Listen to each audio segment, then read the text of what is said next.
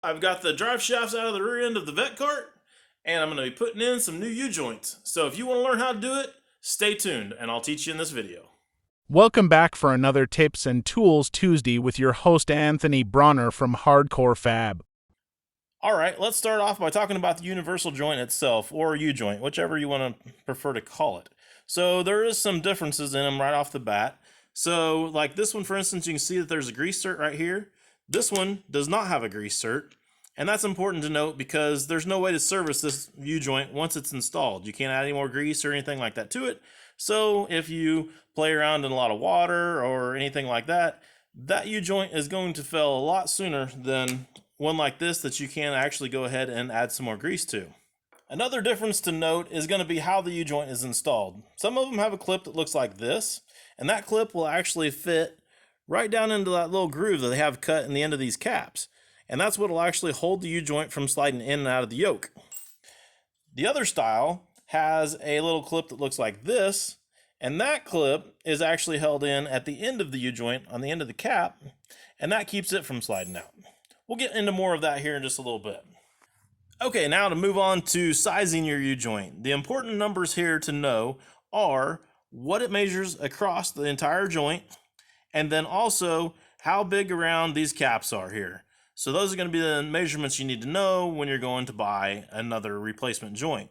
It is important to note that some of them actually do have a different sizing from one side to the other, and that's so that you can adapt different size drive shafts to different size yokes on rear ends and transfer cases and transmissions and all those sorts of things. All right, so we got all kinds of different size yokes here on axles and on drive shafts and whatnot. So let's go over some of the differences there, and then we'll be ready to move on to how to do the actual work.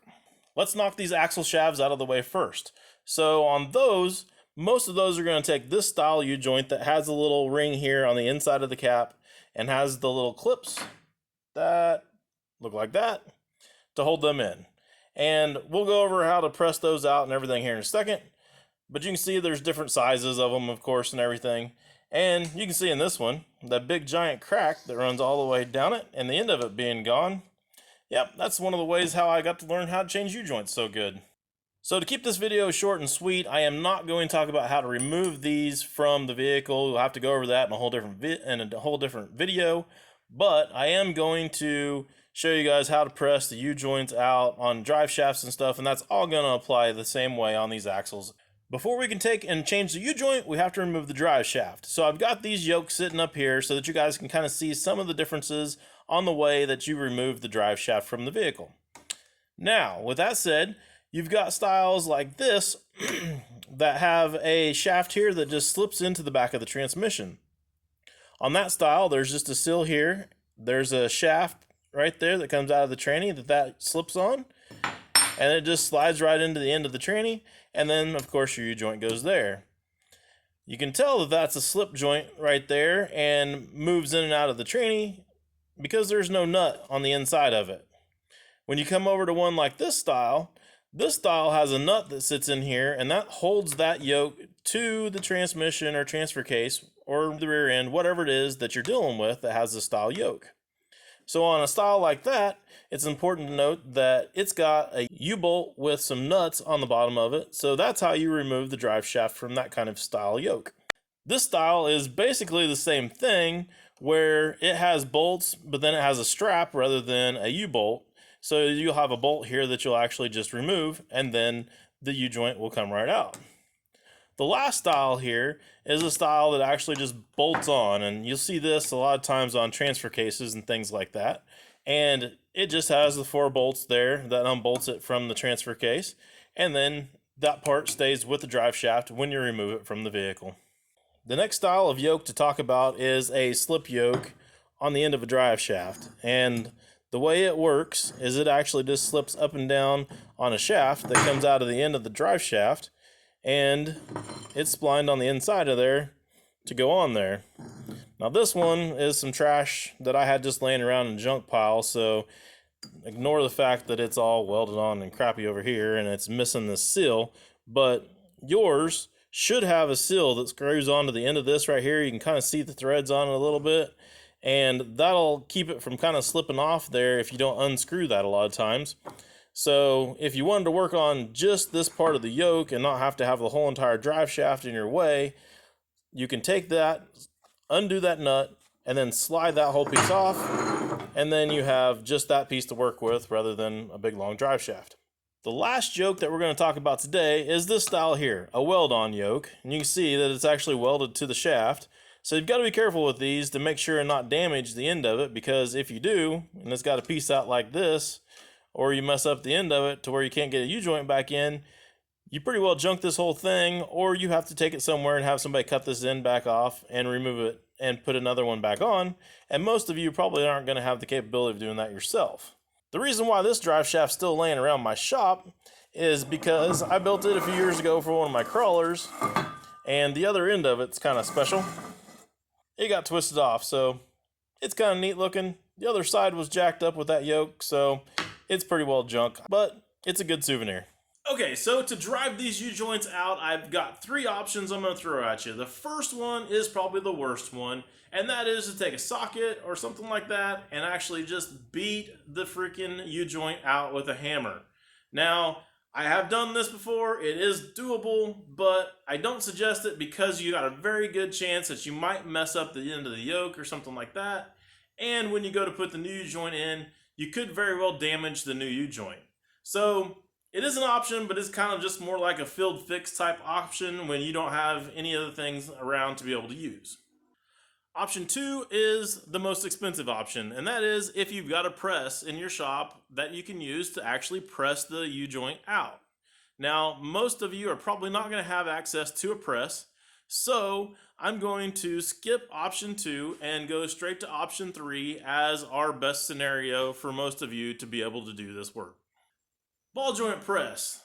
That's going to be option number 3. And I know most of you probably don't have a ball joint press laying around. Well, the reason why this is going to be a good option is because most of the parts houses out there have a ball joint press in their loaner program. So you don't actually even have to own one. You can just go borrow one and then take it back. Alright, so before we can actually press out the joint, we have to remove this little clip.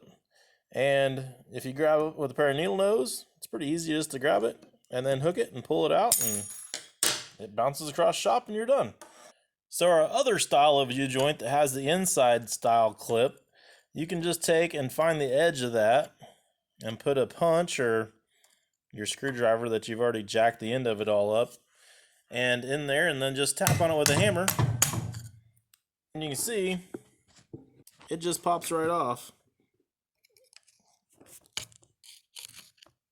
So if you happen to have the style of shaft that has the inside clips, but you can't find the inside clips in there, you might want to look for this little tiny hole. And if this little tiny hole has some white stuff sticking out of it, then that drive shaft is still like it was from the factory. And the way the factory kept these joints in is the groove and the caps actually lined up with that hole, and they injected a nylon type stuff into that hole, and then it ran around the cap, and that's what held the cap in. So to get that out, you have to actually heat this end of the yoke up with a torch, and if you heat that up with a torch, it'll get hot, and then it'll actually just come right back out of that hole. Might have a little bit of fire or whatever, but not a big deal at all. So real quick, before we press these out, one little trick that I like to do is just to blow this out on both sides, so that you don't have any little grit or anything in there that's going to be hanging up on the way through.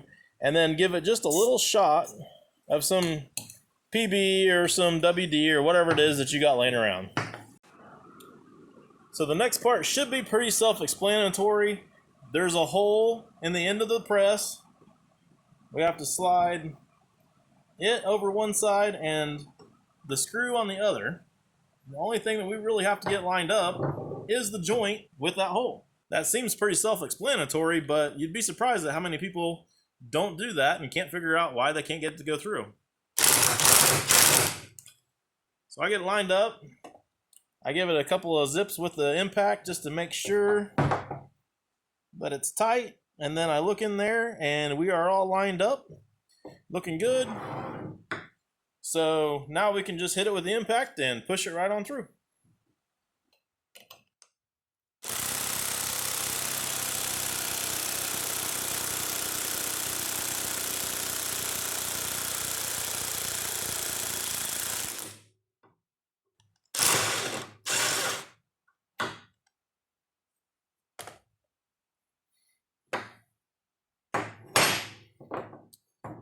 Just like that, we got one cap through. So then we can grab it with something, preferably not these pliers, but they're what's here, so hey, it worked.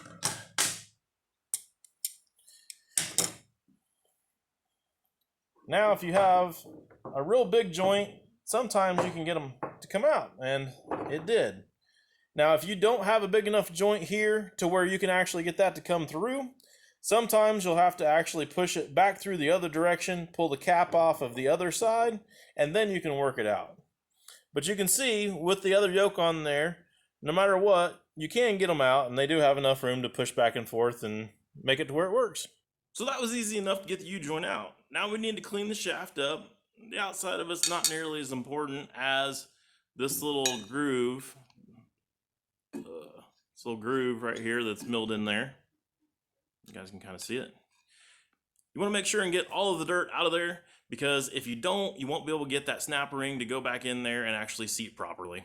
All right, so we're ready to put this thing back together. So the first step, before you put anything in the hole, you got to lube it, right guys? You never want to drive anything in the hole dry.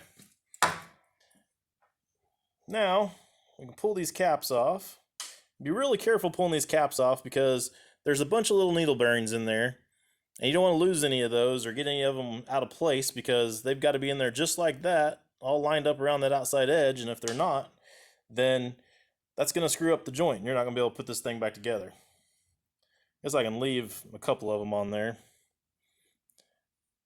But we can get one started in here through the top.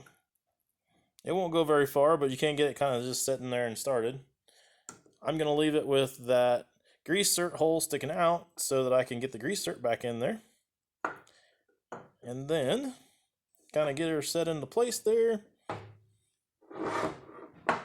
And then we're going to be just the reverse of how we tuck out the joint to put it back in. Just using the ball joint press.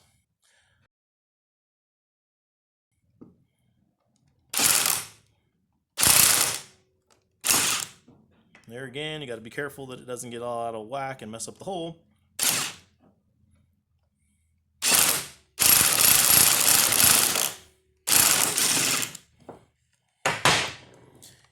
And all you have to do is run that in to where the end of the cap is actually past that groove where these little clips go. And then we can put the little clips back in. And make sure that they engage back into that little slot just like that one did. Now we're ready for the other side. The other side's the same way. We just kind of get it started in there. But we want to kind of be able to pull this joint back and forth between the two.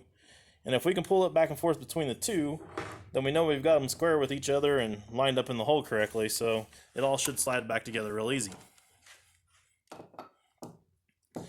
So if the impact was a little bit slower, it'd almost be better.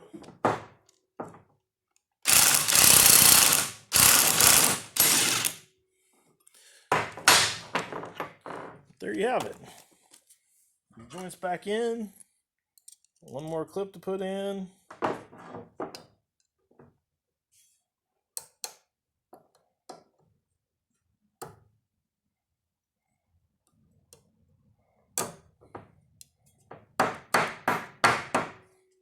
Make sure that it's engaged in that slot.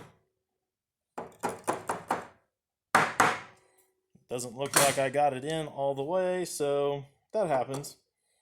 If you do that, just give her a little bit more of a push.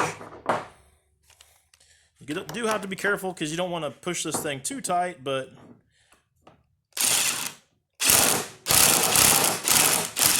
just enough to get it past that slot. All right. Need some longer needle nose here. That would help, right? That was a joke. Those are ridiculous for what I'm doing, but they worked. All right, so now we've got a grease zerk here. Screw this grease zerk in. And we'll be done with the installation on the shaft itself, and then we'll be ready just to put the thing back in the car. These do come pre-greased, You can go ahead and give them a few shots of grease after you get that cert back in there and make sure that it's filled up all the way through and you got a little bit squirting out. But I would go ahead and put it back on the car if you can grease it while it's on the car, because then you don't have to worry about these caps blowing off on the end or anything like that.